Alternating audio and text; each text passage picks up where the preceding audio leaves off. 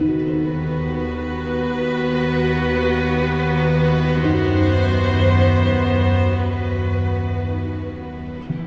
I'm going to be showing you a technique for creating realistic looking rust effects on this Dark Souls broken straight sword. This is a video of the whole build, but if you are here just for the rust effects, I'll leave a comment with the timestamp that you can skip right to. If you want to build this yourself, the STL files will be available at the link in the description. Enjoy the video.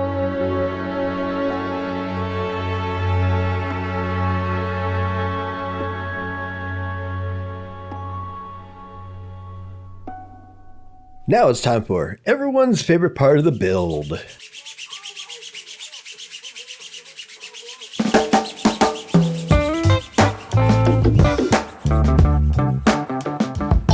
Because we're just going to be slathering this thing with dimensional paste, we actually don't have to worry too much about getting rid of layer lines. So sanding shouldn't be too difficult. We do need to at least create a roughed up surface so the paste will have something to grab onto.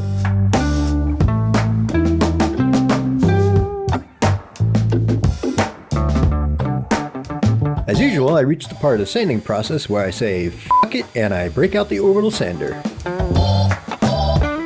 I polish it off with a sanding pad, then clean off all the parts with isopropyl alcohol. I'm going to assemble the hilt but leave the blade off. I glued the pommel, the very bottom piece, to the bottom of the grip, the handle part. I modeled in a little nubby key so it can only go in one way. For the guard, the protecty bit, I didn't model in a nubby. Sorry. However, you can do what I did, which is to put it together without any glue, then adjust it until it's in the right position. The guard should go parallel with the pommel. After you get it where it needs to go, create a registration mark on both the grip and the guard parts with a Sharpie. Then pop that bad boy out of there and slap some glue in the hole. Now, when you want to get it to its final resting place, line up the two lines and seal the deal. That's it for the first assembly, but before applying the paste, I drilled some holes into the hilt and the blade and glued in some bamboo sticks as handles. I take the sticks that we stuck into parts and stick them in this XPS foam block. Now we're ready for the real tea and biscuits of the video, the rust effects, starting with the... This is where the magic starts to happen. I'm using this dimensional paste to create the texture of the rust. It is basically just a thick paste that I'm going to use to make the entire surface bumpy and rough. So I'm going to be doing this in two passes. For the first pass, I use a chip brush. I didn't want the bristles to be too floppy, so I chopped them in half with a pair of scissors. You can glob some onto the surface, then just start dabbing at it.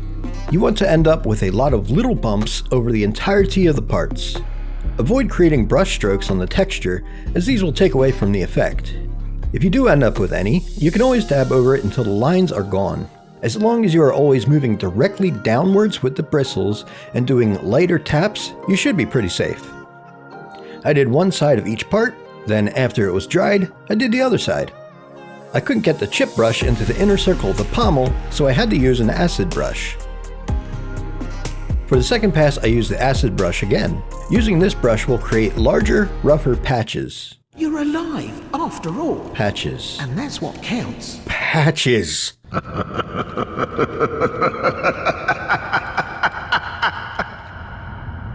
start off by globbing a good amount onto the part, then I start patting at it. As I go along, I start moving outward in a circular motion. This will create a nice, smooth transition into the first pass. One thing to note, less dabs means larger texture, while more means smaller. It's a simple process that does take time, so do take your time. If you can, maybe do some practice runs on some spare parts, or even some cardboard or something. I'm gonna be honest, since this was mostly experimentation, I didn't know exactly how it was going to look. After the first coat of paint, however, I was blown away at the results. Now let's start slapping some paint on this bad boy.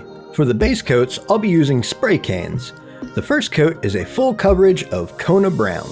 I wait for that to dry, then move on to this really awesome cinnamon color. You want to be left with light blotches. Keep it uneven, with plenty of the Kona brown still showing.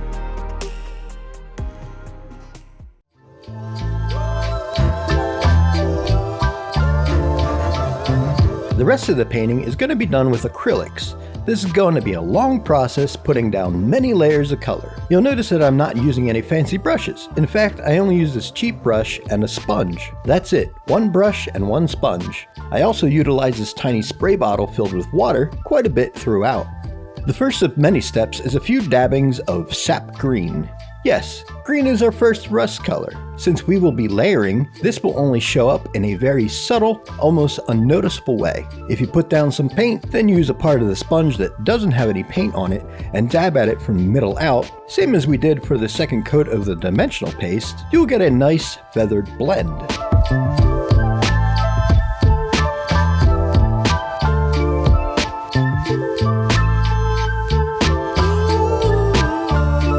Use this color sparingly, or go nuts, it's up to you. One thing to point out is that you want each layer to be completely dry before moving on to the next. I use a hairdryer to really speed up that process. Next we're going to mix some yellow ochre and titanium white. I didn't have a specific ratio, I just kinda went for it. I didn't even mix it thoroughly as this will create some randomness in the colors. If you aren't familiar with dry brushing, what you want to do is get a little bit of paint on your brush, even wiping most of it off, then lightly brush over the parts. This will start to lay down the paint, but it will only show up on the high spots, leaving the crevices and low points the original color. This layer, well, actually, now that I think about it, every one of these layers is basically to create random variations in the next step, if that makes any sense. These random variations are what will give it that genuine look. Rust is pretty random. Randomness will be a common theme, not just in creating rust effects, but just about any effects you'll create mimicking a natural process. The next step is some raw sienna. I use my sponge, this time watering down the paint a little bit.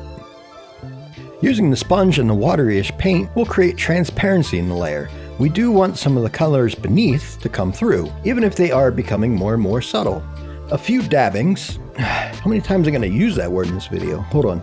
A few blots over most of the parts should be fine for this step. You don't want to completely cover the entire part with raw sienna, then suddenly realize what you've done, run to the spray cans, redo the Kona and cinnamon, pat some more Sap Green on and realize you didn't film yourself doing it, then redo a light dry brush step, also you can film yourself doing the raw sienna again and try to pass it off at the first time doing it. just a hypothetical. In short, you want a good amount of coverage, just not too much.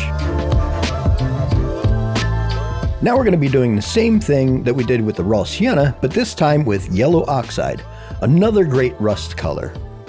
I am also going to be using it a lot more sparingly. This is a strong, bright yellow, as grossly incandescent as the sun. Take it easy, you know? So let's mix some burnt umber with some raw umber and get ready for our first wash. A wash is when you water down the paint a whole bunch, spread a good amount around your part, making sure that paint gets right down there into all the creases, cracks, and crevices.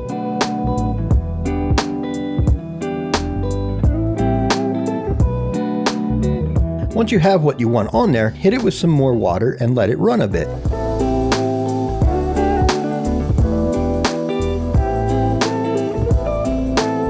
Then wipe most of it away with a rag or paper towel. This will have the opposite effect of the dry brushing, as this will leave paint in the low spots while removing most of the high spots. I say most, as this will leave behind a bit of a stain of color on the bits you wiped away. That's also fine.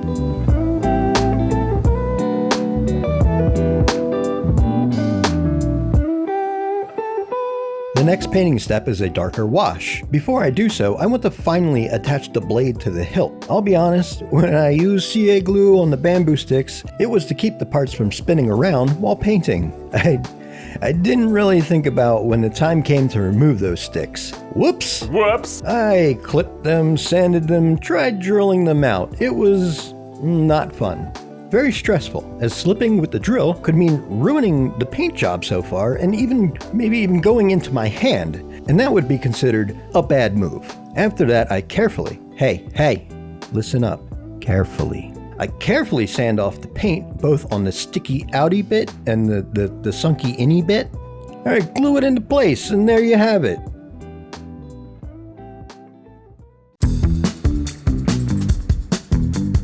Now that we have put the blade on, let's do another wash, this time using Mars Black and Raw Umber. Not much more to say, as this is pretty much going to be the same as the last wash. Slap some paint on it, spray some water, wipe it away.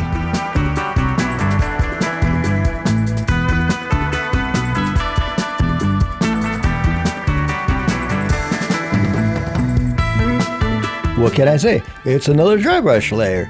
This one is gonna be with yellow ochre.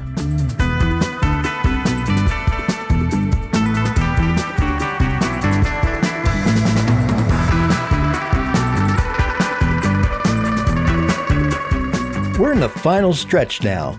The first of the last 3 layers will be some more raw sienna with the damp sponge. Like with the first raw sienna layer, we want good coverage, but not too much.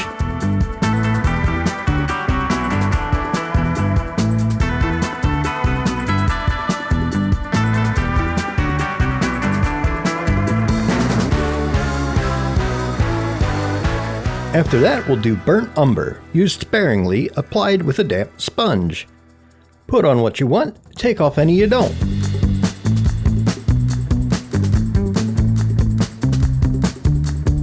Once that layer is dry, it's time for the final layer.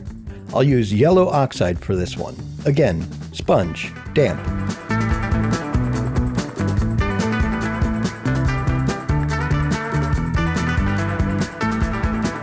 I felt the yellow oxide was a bit much, so I give it a few sprays of water and dab some of it off. This ended up blending it pretty nicely into the other colors, and it also knocked some of the paint from the high spots, letting that raw sienna and burnt umber come through. Hey, that's it for the rust effects. It took many steps, but we got there. Now this is only one way out of many to paint rust effects, all with varying results. I will also be covering other effects such as wood and metal and so on. Subscribe to the channel and check out our socials to keep updated on videos. Now it's time for the final step. We need to wrap the grip with something. I used this black cord. I wrapped it around the handle to see how much I needed, and it was a lot more than I thought it would be. I cut it with a little extra length to make sure I had enough. I laid it out onto the table and grabbed the Kona brown I used earlier and a can of nutmeg color. I alternated between the two a couple times. I also only went for a light dusting of color. I did one side, flipped it, and repeated the last step with the other side. I put down some CA glue on the side I designated as the back side, the side that won't be shown. Then I just started wrapping it.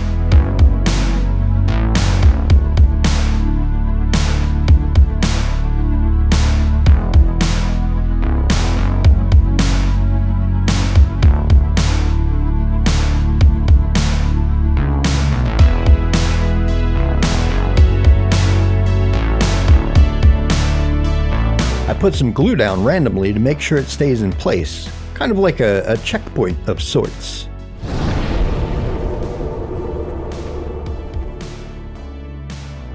I continued this until I reached the bottom of the grip, making sure to stop at the back side again. I cut off the excess and hit it with a small spritz of Kona brown to get rid of the white from the inner cord. Then I carefully sanded down the paint where the end is going to be and glued it down to keep it from coming apart. Now you may notice it still needs some more work, so let's put some more paint on. I start off by dabbing some yellow ochre and sap green onto the wrap.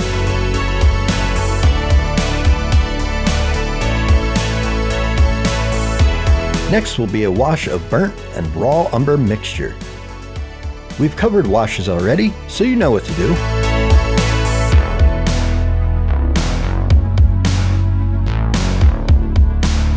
That's it for the build. After everything dries, you can spray it down with a nice flat clear coat. There you have it, the broken straight sword from Dark Souls. If you enjoyed the video, don't forget to make the confetti happen by hitting the like button. Leave a comment on what you thought of the video, or maybe share some of your favorite moments from the Dark Souls series. If you want to see more videos and get notifications when new videos come out, subscribe to the channel. Happy learning, friendos, and I'll see you next time.